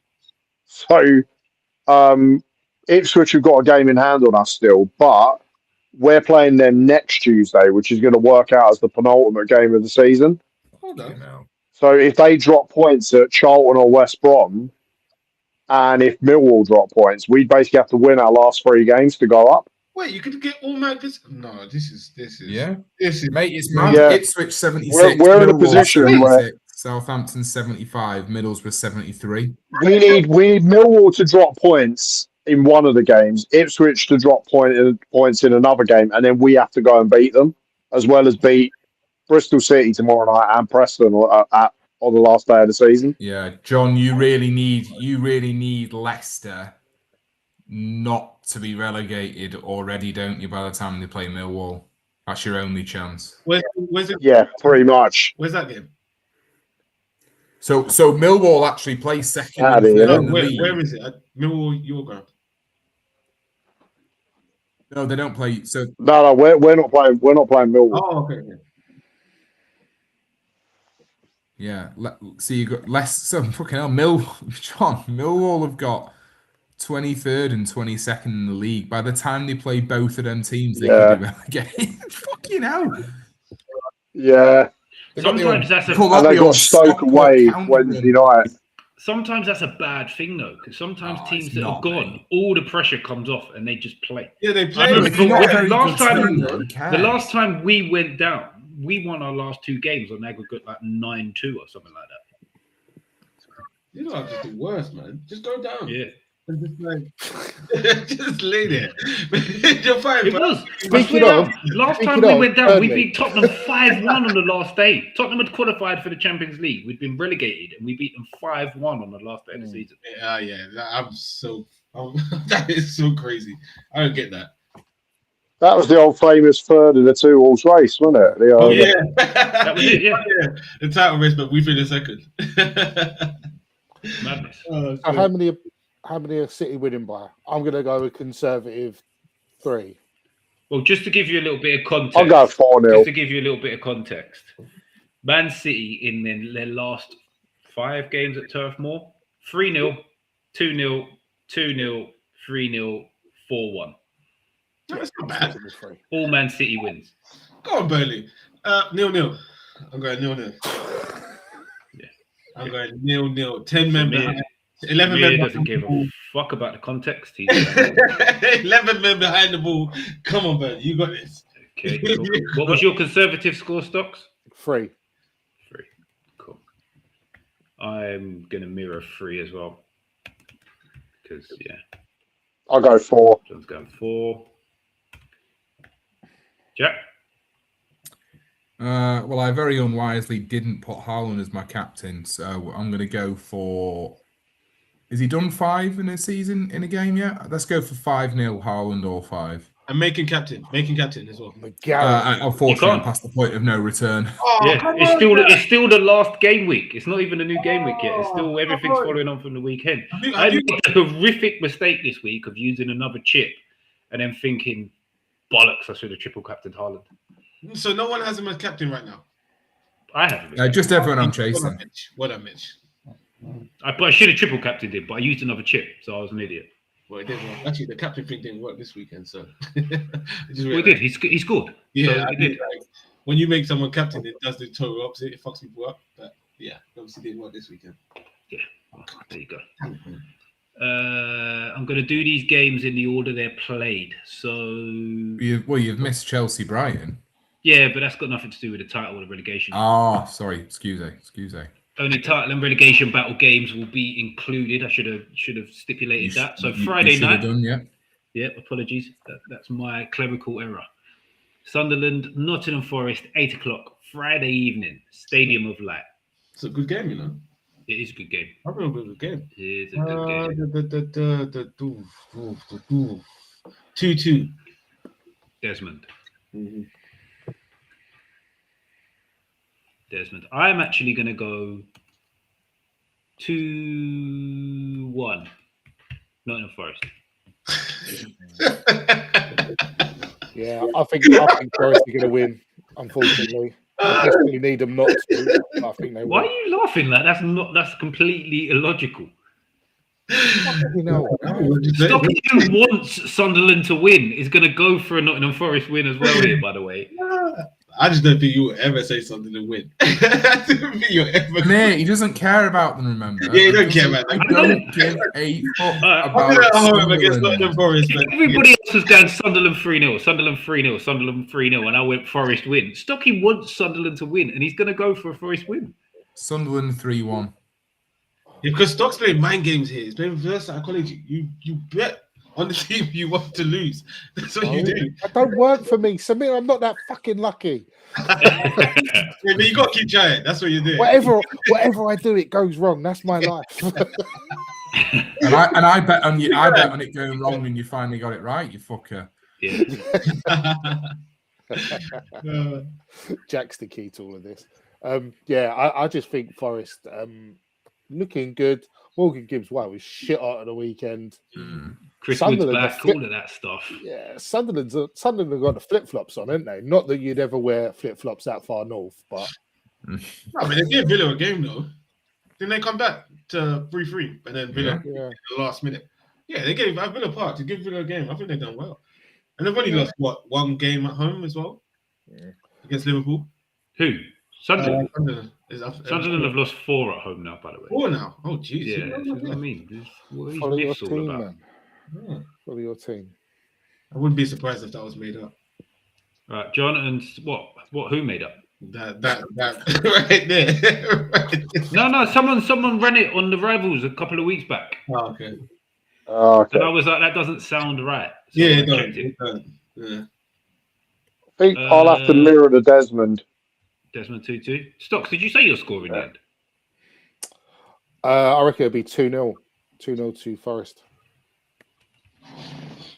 See, where's the uproar when Stocks predicts the fucking Forest win? We believe it, you, nah. Fuck you all, man. They just know I'm not a better man. I'm not that petty. We view it every time. Wait.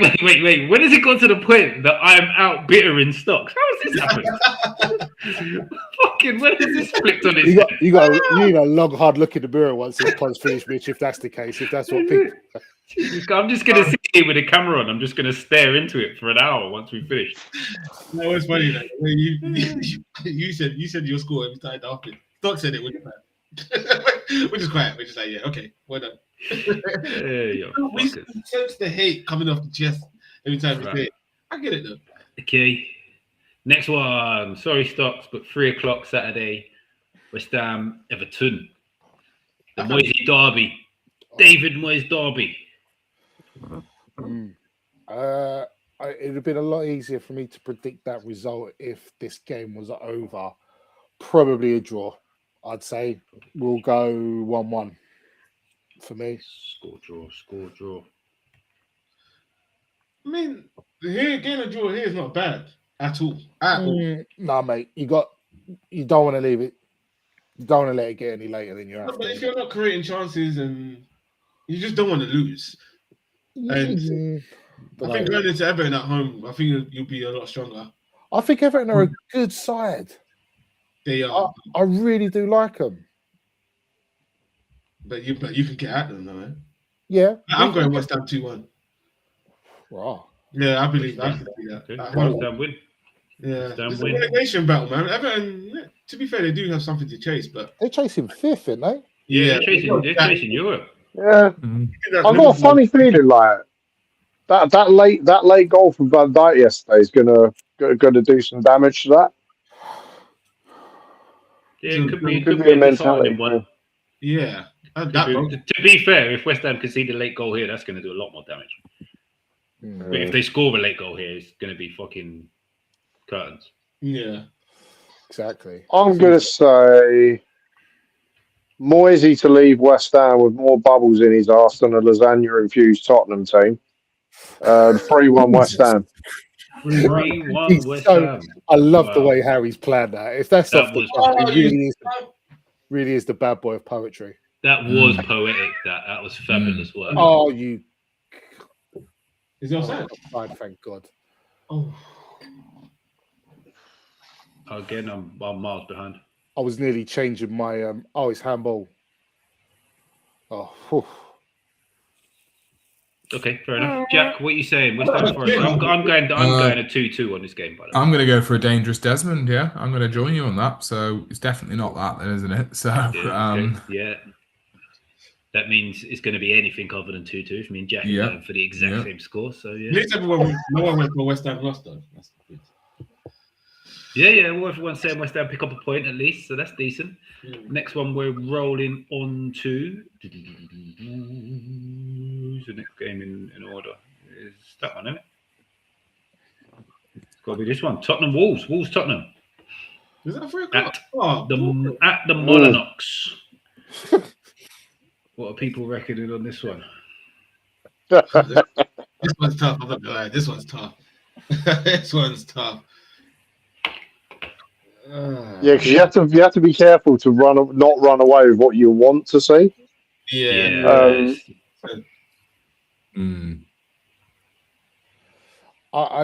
I think they'll win 2-1, like a proper raggy last minute 2-1. Yeah, I agree. Tottenham, I mean, not Wolves. What, a Tottenham 2-1, yeah? Yeah, Tottenham 2-1 as well. I agree. Yeah. Do you know what? Wolves had some fight, but losing 4-0 to West Ham would scupper anyone's momentum. Well, have they not played since? Wait, did they not play this weekend? What happened this weekend? Didn't they lose? Wolves got hammered at Leeds, didn't they? Yeah. Oh, yes. Yeah, they got pumped. Yeah. Definitely. Okay. Definitely. So just for a bit of context, Tottenham haven't won at Wolves since 2021. They've lost the last 3 there. Both of them won a game. Okay, let's flip that. let's flip that 2-1 to Wolves 2-1. Let's flip that. And they have 1, 2, 3, 4. But they haven't beat them at all in the last 5. 6. Well done. They haven't beat them in the last 6. I changed that quick.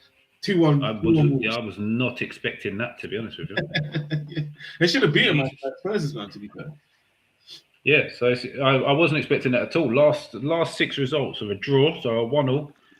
That was at Tottenham. Then at Wolves won 4-2. Then at Tottenham again, 2-2. At Tottenham again, Wolves won 2-1. At Wolves won 2-1. At Wolves again, Wolves won 1-0. And then that's when the next Tottenham win comes. Stocks, you're not going to change it? No. Yeah, so I didn't even. Sorry, I was trying to find the stats. What did you say, Stocks? 2-1 Tottenham win, yeah? Yeah, I've got Tottenham scabby 2-1. That's another relegation team. I see what you're playing, Stocks. I see the games you're playing here. I'm seeing it. Any more? I didn't hear if anybody else actually said anything while I was digging through. Wolves 2-1. You'll go Wolves 2-1. Yeah. I fancy a barn burner. I'm going to say 3 each. Oh, hello. Jeez. Wild. I can't see Spurs creating 3 chances, but let alone finishing them. But madness. That's key. Let's go for it. I'm going a 1-1. Little score draw in there. I'm going to double down because I put them in my last man standing for some unknown reason. Yeah, you're an absolute psychopath, by the way. I saw that go in and was just like, what the fuck have you been smoking this morning? Yeah, Spurs 2-1. That's it. It's a last man standing down to 4, and I'm pretty sure Jack could have picked any of the top 4 because he hasn't used them yet, and he went Tottenham. No! Why? wild. Mental. So what are you saying? 2-1, yeah? He's forced to say that. He don't really believe it. He's forced to say it. Oh man. Just a bit boring, isn't it? As well. Doing so well. That's funny. Oh, right. Okay. Got one more game that involves relegation or title winning sides in this. And Samir, we're shit, so it should be an easy win. I wish it was free. On TV. Fucking hell, Mitchell. Yeah, you did say that you're terrible away from home. We're just terrible, full stop. I mean, we both lost to Bournemouth. Terrible away from home. We don't score. We concede goals after the 80th minute. We hardly ever win in London. All of them things. Easy Arsenal win, isn't it? Really? Think about it. Yeah, we're chasing the title. I'm gonna go 3-1 Arsenal. 3-1 Arsenal from Samir. 2-0 Arsenal. Yeah, 2-0 Arsenal from Stocks. I'm actually going to go 2-1 Arsenal. I thought he was going to say Newcastle. Yeah. I tried that speak it into existence bollocks last week when I was saying we'd beat Bournemouth 4-1 and that fucked up. Yeah. Unfortunately, I was a bit tied up at the weekend. I couldn't send the 94 comments to your short that I wanted to. Yeah, mate. I said it on the Rivals as well. That's why I had to back it up on the short as well. Yeah, you can't change it 2 days later, can you? No, I had to double down on it. I just had to stick with it. I think I'll have to go for an old-fashioned 1-0 to the Arsenal. Oh, John, 1-0 to the Arsenal. Okay, cool. I really hope we come and we do that fucking shit out stuff that we did a couple of years ago. Nah, we ain't got time for that, Mitch, man. I'll tell you what, if it's 1-0 Arsenal, we ain't got time for that. If it's 1-0 Arsenal, you know Gabriel's going to score from a corner when he should have been sent off. That is nailed on, by the way. That dickhead should not be playing in this game. Yeah. Shitbags. I'm just hoping we go 5-4-1 and just play Million. Yeah, just play 4 centre midfielders across midfield, and then play another centre midfielder up front. Oh, you will. And scumbag our way to a 0-0 just to fuck them up. Raise the terrorist threat level in London. Yeah, that is it. You definitely will. It's 5:30. Yeah. Channel the inner Jose Mourinho and just park free. I don't get why though. Why would you want to do that? Why not? Why? Because we're not playing for anything now. We might as well fuck your day up. Play. We've got nothing to play for. You boys, you Newcastle boys, put it all in this weekend and make sure you're nice and tired for the West Ham game, please. That's what I said this weekend. That's what I said this weekend. I was like, let them continue. I mean, let us continue, please. Yeah, actually, no, I'm all for that. Let's scumbag our way to a draw and then West Ham beat us. I don't mind that at all because then that's fucked up Arsenal and Tottenham. It's fantastic work. Let's do it. We've got nothing left to play for. Let's facilitate what I want to happen right now. We're not going to qualify for Europe. We're not going to get relegated. Let's just make my reality come true now, and I can have joy from that. I just don't understand. Just lay down and just let us win. No, man. fuck you.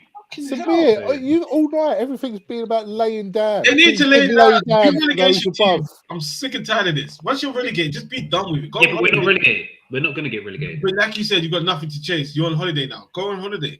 Yeah, but my holiday's a little bit better if I'm making someone else's day worse. That is horrible, man. Like if I'm on holiday and someone drops their ice cream and I'm eating mine and I'm nice and it's be like, that's fucking hilarious. My holiday's so much better than that. That is beautiful. Yeah. That is beautiful. He said, honestly, that's the definition of haters FC, right? Hey, mate. The only thing better than my joy is someone else's pain. That's all I'm saying.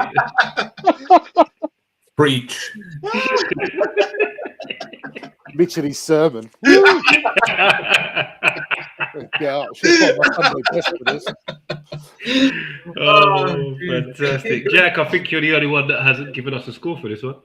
I'm going to go triple Desmond 2-2. No, that's not 6-all. 2-2. Oh, 3 Desmonds. Oh, man.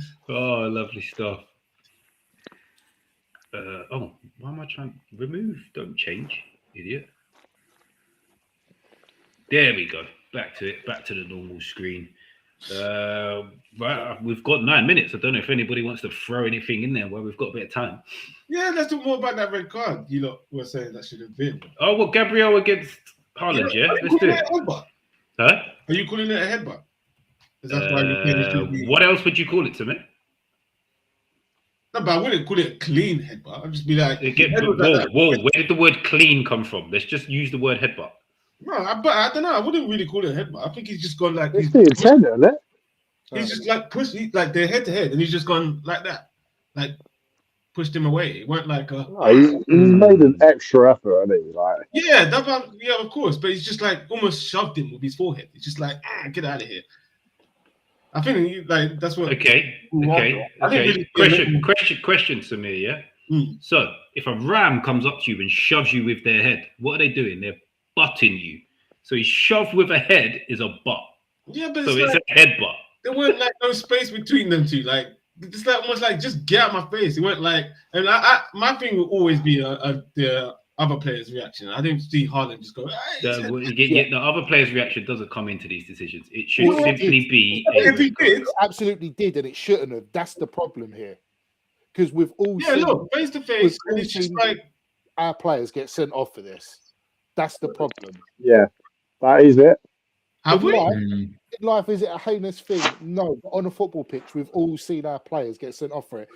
This ref done it to a West Ham player last season. I think he done it to Diego, sent him off for the same thing. But this one was allowed to go. Yeah. That's why it fucks us off so much. Yeah. And John, do you remember Newcastle Southampton first game of last season?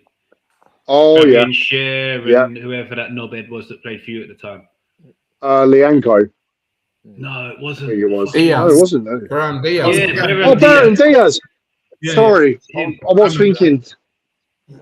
Him. And it was literally the first bit. The picture on the left is what happened in that situation. And Baron Diaz went down. They literally just put their heads to each other and Baron Diaz went down.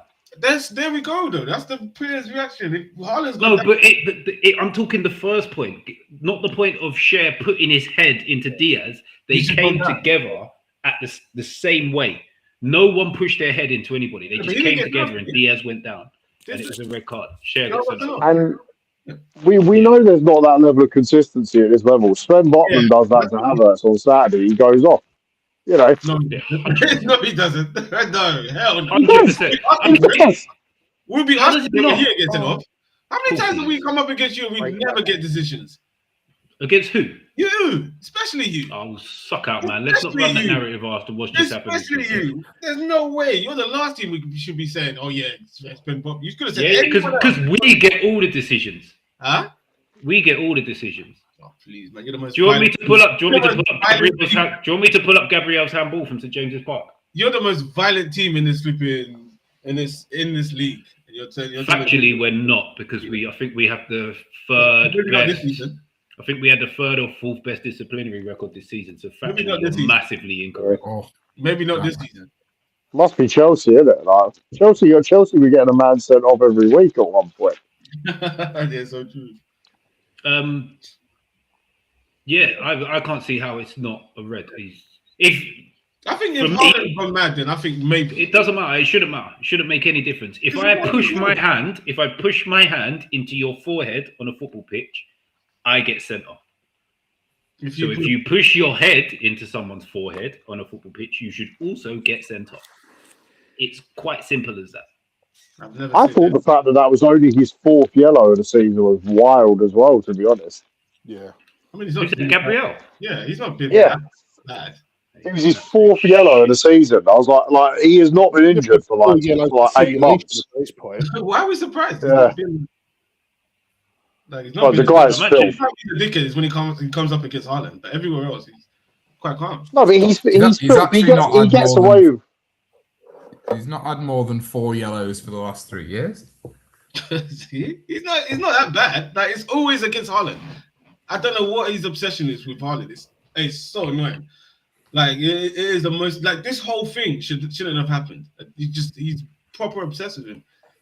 Like it's very scary to see. Like he's not even focusing on winning. And doing nothing. He's just focused on Haaland. So annoying. To be fair, yeah, for you lot it was entertaining. For me, I was just like, I would like to see that in other games, like not my team. Like we're chasing the flipping title here. You're here fighting with a man where you should be fighting to flipping get goals and defend properly instead of fucking scrapping all the time. Ripped his flipping shirt off and everything. Oh gosh, I hate watching these teams, man. Honestly, that was a red. Yeah, 100%. I don't think it could be more of a red, to be honest. To be fair, Arsenal played all right, but Man City were better. Yeah. No shame in that. Yeah. No shame in that, but we could have won it. Yeah, if you played well in all the other games, you dropped. There we go. Now it's too late. Like, why are we all of a sudden now doing high press against City? But we can't do that against West Ham. We can't do that against like, what are we doing here? Because your manager's realizing that his negative tactics have cost him, so now he's got to change it. The kind of opposite of what we were saying earlier on. Mm. It's like, but this is like I've lost count of how many times I've said this. Arteta is a fantastic coach. He can coach every style of football. He just chooses the wrong time to implement the style of football. Yeah. And that is ultimately what's let you down from not winning anything on the major scale since he's been there. Mm. Quite simply. And he's backing it up again. He might get over the line this season in the end, but at the minute he's backing up exactly what I've been saying. It made us struggle to do that though. If we get over the line, I think Gary Neville said it. It's like even if Arsenal were to lose this, they'll probably just crawl over the line. It's not going to be like a convincing league win. We're just going to crawl over the line when we shouldn't have. We should have flipping just take the most coolest walk of all time over that line. But we just made it so hard for ourselves in every game. We're just taking teams lightly. And then now all of a sudden, we got a big game against even Bournemouth. Like, we didn't see any of that. Any of what we saw against City against Bournemouth at home. You telling us to the crowd to be up for it and all that. Yes, you should have given us that performance yesterday against Bournemouth, and we'll be long gone. But yeah. Word of the day, mentality. Oh. Yeah, mentality is it is at all-time low right now. I think it It was back when you lost when you blew a lead against the 10-man Chelsea. That was the one where I was like, yeah, this is where I like it started to kick in a bit in terms of like, I don't think this is happening this year. Nah, it weren't there. No way. Was it before or was that before It was the or start after of it. Wolves? I was just about to say Wolves. That was way before Wolves. That was in like back in the Chelsea one was 2025. way before. But Mitch is saying he's gonna see the one for us. Like for me personally, was the Wolves game. Wolves was like January. I think the warning signs were there at Chelsea for me. Really, we were longer.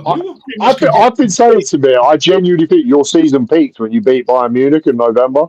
Oh yeah, you did say that. To be fair, Like I genuinely think that. Like I think Chelsea was where the warning signs were there because you should have won that game, gone like 12 clear or whatever it was. Yeah, nice comfortable lead, and you've had a couple of chances to do that this year. Just completely flaps at every chance.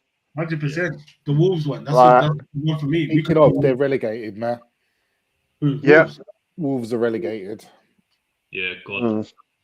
It's just to piss me off that tiny little bit more. Hey, drops 2-0 lead against a relegated side. Yeah, 1 point from the team that already relegated this season. Adam Armstrong's currently going from Krillin to Goku as we speak, but you know, like 2-0 up, by the way. So just before we close out, who's everybody backing to win the title from here? City. Shut up, Jack. Shut up. They've got very, very, very tough run of fixtures. If I was Arsenal, I'd be buzzing with their run of fixtures. They've got something on everything. But yeah, I think City. I don't think Newcastle win this weekend. I really don't. Newcastle might not win again this fucking season. Both teams drop points between now and the end of the season, but 100%. City will. Same. I've been City. Momentum. I've been City for fucking November, so I'm not changing it now. Yeah, same. I'm gonna have to stick with this team, innit? Even though I'm not confident, bro. I'm gonna have to, innit? I'm not gonna say City, am I? There's no way on that bombshell. Again, I'll do the admin. Like, share, subscribe to all of that stuff. Look out for Fly on the Wall podcast. Me and Samir are on that. That should drop tomorrow or Wednesday. Also, I am going to get myself back in gear from now. Episodes will be on Spotify each week just after the show. So make sure you check that out as well. But for now, people, see you next week.